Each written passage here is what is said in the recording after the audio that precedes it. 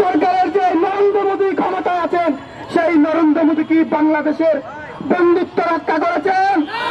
সেই প্রতিবাদ করি হাসিনাকে ভারতে আশ্রয় দেওয়া হয়, সেই ভারত সরকারকে, সেই দেশকে আমরা বাংলাদেশের বন্ধু মনে করি না।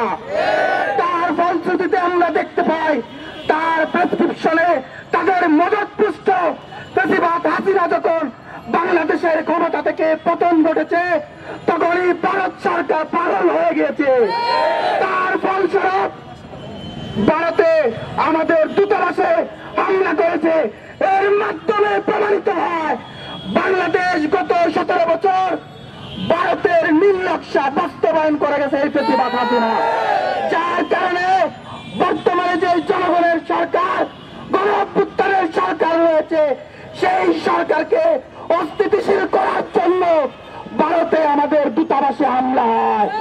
আমরা বাংলাদেশে এই প্রতিবাদের রাজু ভাস্কর্য থেকে বলে দিতে চাই, বাংলাদেশের প্রশ্নে বাংলাদেশের সকল নাগরিক, হিন্দু, বুদ্ধ, খ্রিস্টান, আমরা সবসময় ঐক্যবদ্ধ রয়েছি। আমাদেরকে অসাম্প্রদায়িকতা এবং সাম্প্রদায়িকতার বয়ান শোনাবেন না। বাংলাদেশ সবসময় একটি ধর্ম নিরপেক্ষ অসাম্প্রদায়িক রাষ্ট্র। সুতরাং আমরা আজকের এই প্রতিবাদ সমাবেশ থেকে বলে দিতে চাই, বাংলাদেশের উপর, বাংলাদেশের বিরুদ্ধে কোনো প্রকার আগ্রাসনের চেষ্টা করা হলে বাংলাদেশের জনগণ তার সমুচিত জবাব দেবে। ধন্যবাদ বন্ধুগণ।